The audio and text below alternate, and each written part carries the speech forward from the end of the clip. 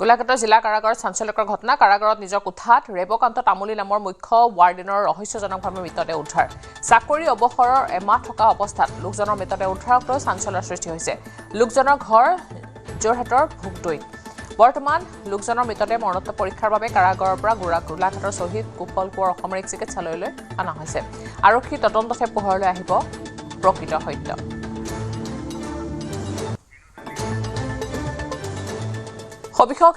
সবিশেষ জানিবলৈ সংযুক্ত হৈছে আমাৰ সাংবাদিক ইউনুছৰ সৈতে ইউনুছ ঘটনা সন্দৰ্ভত জানিব বিচাৰিছো আপোনাৰ পৰা হয়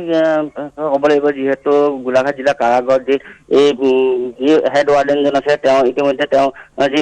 কোঠা আছিলে কোঠাতে তেওঁ আত্মহত্যা কৰিছে আৰু ৰেবকান্ত তামুলী নামৰ যিজন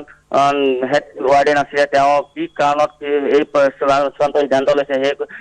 কোনো মেৰিটকে জানিব পৰা হোৱা নাই যিহেতু গোলাঘাট জিলা কাৰাগাৰ তেওঁ ইতিমধ্যে এবছৰ আগতে তেওঁ তাত চাকৰি কৰিছিলে আৰু এটা মাহ তেওঁ চাকৰিৰ পৰা ৰিটায়াৰ হ'বলৈ আছিলে ইতিমধ্যে গোলাঘাট জিলা কাৰাগাৰত আৰক্ষী উপস্থিত হৈ তেওঁ মৰণোত্তৰ পৰীক্ষাৰ কাৰণে তেওঁ যি নষ্ট দেশ গোলাঘাট চিকিৎসালয়লৈ লৈ অনা হৈছে আৰু কি কাৰণত এই ঘটনা সংঘটিত হৈছে সেই বিষয়ে ইতিমধ্যে গোলাঘাট আৰক্ষীয়ে তদন্ত অব্যাহত ৰাখিছে হয় একো তেওঁৰ সহকৰ্মী তেওঁৰ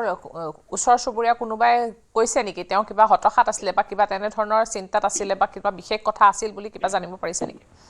হয় ক'ব লাগিব যিহেতু ইতিমধ্যে তেওঁলোকক কোনো স্পষ্টীকৰণ দিয়া নাই বা জিলা কাৰাগাৰৰ কোনো ধৰণৰ মন্তব্য আগবঢ়োৱা নাই যিহেতু তেওঁ এটা কোঠাত তেওঁ যিটো কোৱাৰ্টাৰ আছিলে সেই কোৱাৰ্টাৰত তেওঁ অকলে বাস কৰে আৰু আজি যেতিয়া ৰাতিপুৱা তেওঁ বহুত দেৰিলৈকে দুৱাৰ খোলা নাছিলে তেনে সময়ত জিলা কাৰাগাৰৰ পৰা আৰক্ষীক খবৰ দিয়া হ'ল আৰক্ষী গৈ তেওঁ যেতিয়া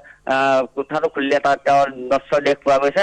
ইতিমধ্যে কোনো ধৰণৰ মন্তব্য আগবঢ়োৱা নাই কোনো জিলা কাৰাগাৰৰ কৰ্তৃপক্ষই হওক বা গোলাঘাট আৰক্ষীয়ে ইতিমধ্যে কোনো ধৰণৰ মন্তব্য আগবঢ়োৱা নাই হয় ধন্যবাদ জনাইছো আপোনাক